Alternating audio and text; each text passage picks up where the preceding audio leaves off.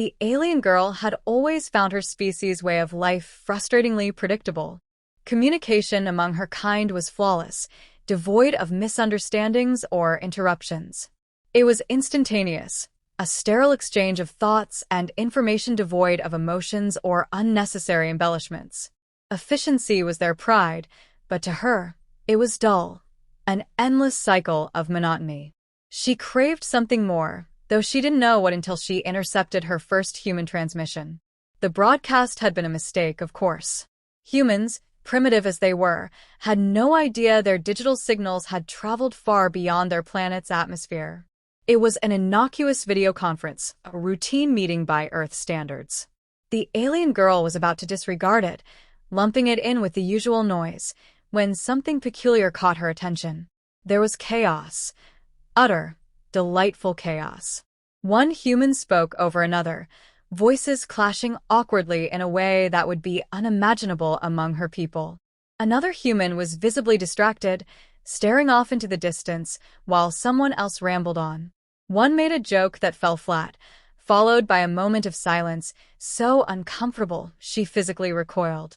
Yet, amidst the disarray, there was laughter, nods of understanding, and an unmistakable energy that made her lean closer to her screen. She found herself watching the recording multiple times, marveling at the inefficiency of it all. Meetings on her planet were concise, often lasting less than a minute. There was no need for explanation, no room for misinterpretation, and certainly no frivolous banter. But these humans seemed to thrive on what her kind would consider wasted time. They laughed, argued, and occasionally shared anecdotes unrelated to their meeting's purpose. Somehow it worked, decisions were made, bonds were formed, and progress was achieved, albeit in a roundabout way. Her curiosity became an obsession. She began collecting human transmissions, sifting through the mundane and the absurd. A debate about proper office coffee etiquette held her rapt for hours. A heated argument over the placement of a spreadsheet column had her on the edge of her seat. Each video revealed new quirks about humans that left her fascinated and slightly bewildered. What struck her most was the emotional undercurrent running through every interaction. Humans conveyed so much with their faces and voices, smiles, frowns, raised eyebrows, hesitant pauses. Their body language was an unspoken language all its own, one her species lacked entirely. She found herself mimicking their expressions in the reflective surface of her console, trying to understand the purpose behind each twitch of the lips or tilt of the head. There was one particular human she found especially captivating, a man who seemed perpetually exasperated, yet oddly endearing. His face was a canvas of emotions, shifting from amusement to frustration within seconds. She started recognizing his patterns, predicting when his sarcasm would emerge or when he'd furrow his brows in confusion. It was ridiculous, this attachment to a being who had no idea she existed, but she couldn't stop herself. Her addiction grew. She began neglecting her duties, skipping mandatory information exchanges to catch up on the latest meeting transmissions. It was harmless, she told herself. Just a passing interest in a peculiar species. But deep down, she knew it was more than that. She was learning to feel, something her kind had long abandoned in favor of logic and efficiency. One day, as she watched a particularly chaotic meeting devolve into laughter over a shared inside joke, she felt a pang of something unfamiliar. Loneliness. It was absurd. She lived in a society where isolation was impossible, where every thought was shared instantly. Yet, watching these humans connect in ways her species never could, she realized how empty her life had been. Her fixation didn't go unnoticed. The hive-mind connection that governed her society occasionally brushed against her thoughts, sensing the strange divergence in her behavior. She quickly suppressed it, burying her fascination beneath layers of routine tasks. But the more she immersed herself in human interactions, the harder it became to hide. She began to wonder what it would be like to experience a human meeting firsthand, to feel the weight of awkward silences and the warmth of shared laughter. It was a dangerous thought, one that could cost her everything if discovered. But as she replayed the recording of her favorite human cracking a terrible joke, his colleagues groaning in mock agony, she couldn't help but smile. For the first time in her life, she felt alive. And she wasn't about to let that go. The alien girl's fascination had reached a point where mere observation was no longer enough. She wanted to experience it herself, to feel what it was like to be part of the chaos that so enthralled her. Through a mix of her species' advanced technology and her growing boldness, she devised a way to infiltrate a live human meeting. It wasn't difficult to mask her presence digitally. Humans had no concept of the layers of security her species considered basic. When the day came, she felt something strange, a nervousness she'd never encountered before. Her species didn't have nerves in the human sense, but the idea of doing something so impulsive filled her with an odd, thrilling discomfort. She tuned into the meeting and disguised herself as just another participant, borrowing a name from a previous recording. The humans were as captivating live as they had been in recordings, if not more so. The noise, the interruptions, the overlapping voices, it was intoxicating. She quickly realized, however, that participating was far more difficult than observing. When one of the humans asked for her opinion, she froze. Words escaped her. She had spent so long watching that she hadn't considered what she might say, if directly addressed. Her hesitation drew attention, and the humans began to chuckle, mistaking her silence for shyness. "Don't worry, we've all had those moments," one of them said with a grin. That moment of shared understanding struck her deeply. Her species would never waste time acknowledging discomfort, let alone offering reassurance. Yet here were these humans, taking a pause in their meeting to make her feel included. As the conversation continued, she found herself swept up in their energy. She even attempted to mimic a joke, though her delivery was awkward and stilted. The room erupted in laughter, not at her attempt, but in a way that seemed warm and encouraging. She felt a strange warmth spread through her, an emotion she couldn't name but wanted to feel again. One human in particular stood out, the man she had been observing for weeks. He was quick-witted, his humor sharp but never cruel. She noticed how the others gravitated toward him, how his words seemed to shape the flow of the meeting. He wasn't perfect, though. He stumbled, backtracked, and occasionally fumbled his words. But those imperfections only added to his charm. She found herself responding to him directly, her voice steadier this time. He seemed surprised but pleased, nodding as she spoke. Each exchange with him felt like a small victory, a step closer to understanding this strange, emotional species. By the end of the meeting, she felt an odd sense of accomplishment. She had survived.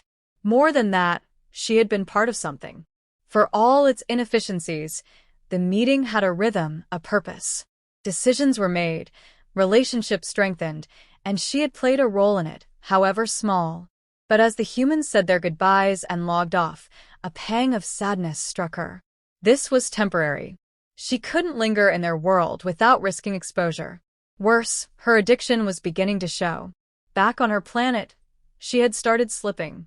Her responses and collective exchanges were delayed, her thoughts wandering to human interactions instead of focusing on her duties.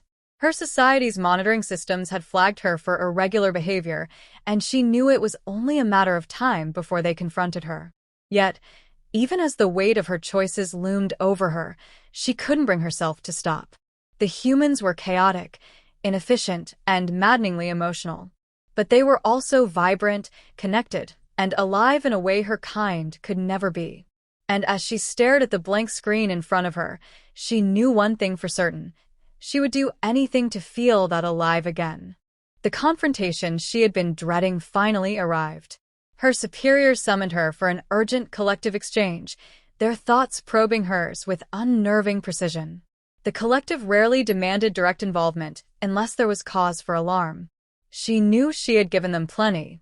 "You have deviated," one of the voices stated, not with anger but with a cold, calculated tone of absolute authority. "Your thoughts are fragmented, inefficient. Explain."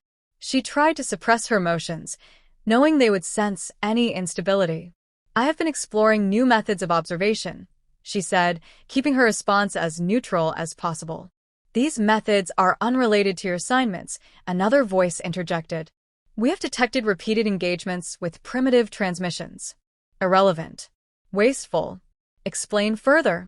The word wasteful stung more than it should have. She had been raised to value precision and purpose above all else, yet here she was, unable to articulate why these human transmissions had become so important to her. I believe there is value in understanding their emotional frameworks, she ventured cautiously. They achieve results through methods that are unconventional but effective. Emotion is noise, a voice snapped back, the collective's irritation becoming palpable. We prioritize clarity, logic. Their methods are chaotic, inefficient, dangerous. The word echoed in her mind, but not in the way they intended. She understood the risks, but what her superiors couldn't see, what they refused to acknowledge, was that the chaos humans embraced carried a different kind of strength. It was messy, yes, but within that mess was a resilience her species lacked. You will cease this distraction, the voices concluded in unison. Your behavior jeopardizes the harmony of the collective. Further deviation will result in exile. Exile. The word hit her like a blow.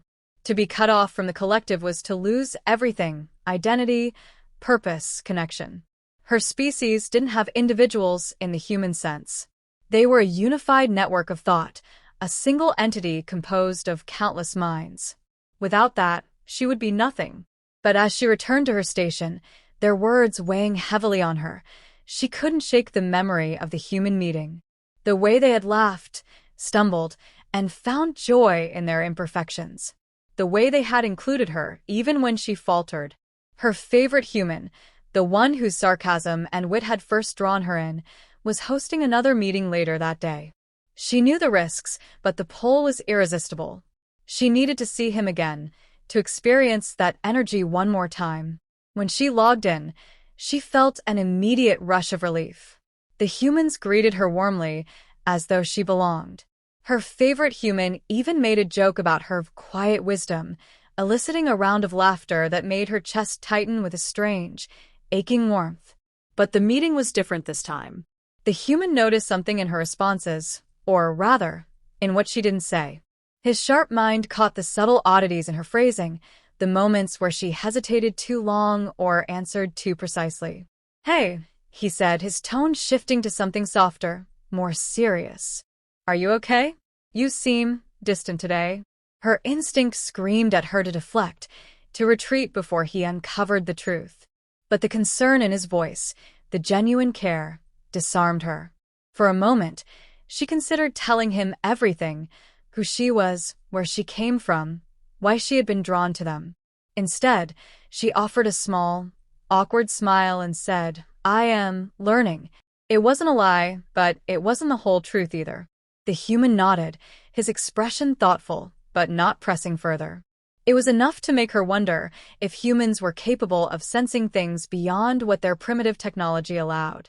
As the meeting ended, she logged off with a heavy heart. She couldn't keep doing this, couldn't keep living between two worlds.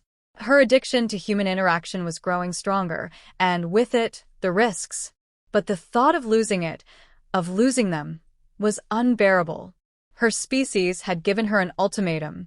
The logical choice was clear: sever her connection to the humans and return to the harmony of the collective. But as she sat in the silence of her station, the memory of human laughter echoing in her mind, she realized she had already made her decision. She couldn't go back. Even if it meant losing everything she had ever known, she would choose chaos over emptiness every time. The decision to leave the collective was not one she made lightly. Exile meant severing herself from the only life she had ever known, abandoning the unbroken flow of shared thought and purpose.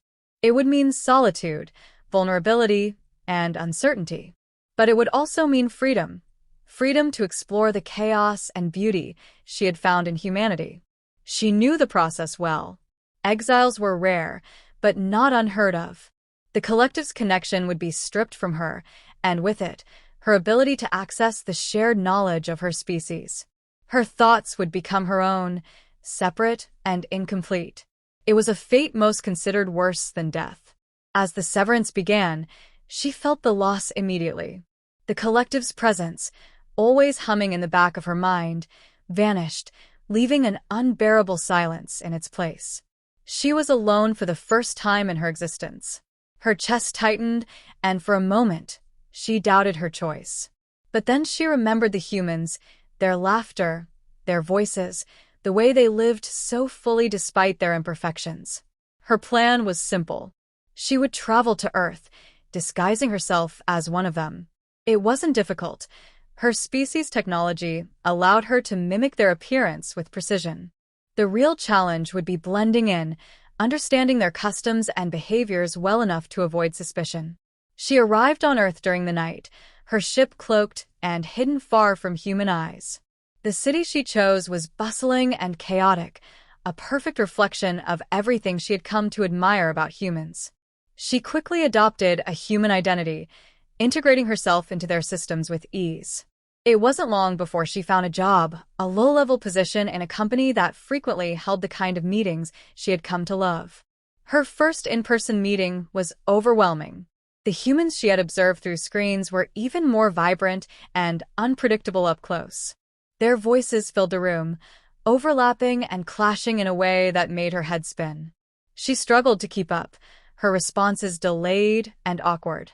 But no one seemed to notice, or if they did, they didn't seem to mind. The humans accepted her as one of their own, inviting her to coffee breaks and after-work gatherings. She found herself drawn to their stories, their jokes, their endless capacity for connection. Each interaction was a lesson, a glimpse into a world so different from her own. Her favorite human was there, too, though he didn't know her true identity. She had chosen this company specifically because of him, unable to resist the pull of his presence. Watching him in person was a revelation.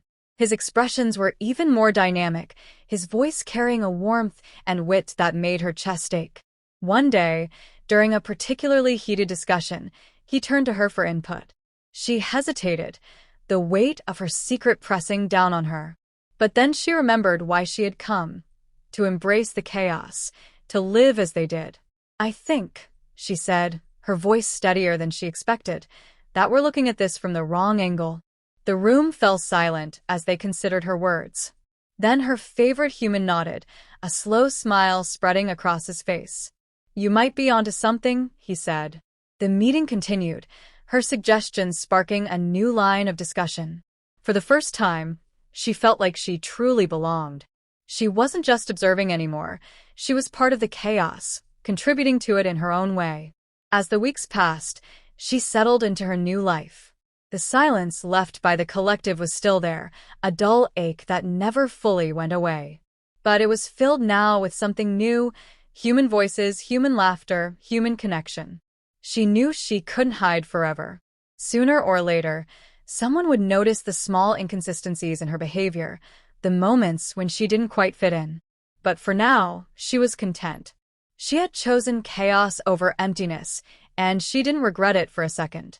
And as she sat in another meeting, her favorite human cracking another terrible joke that left the room groaning and laughing in equal measure, she felt something she never thought she would.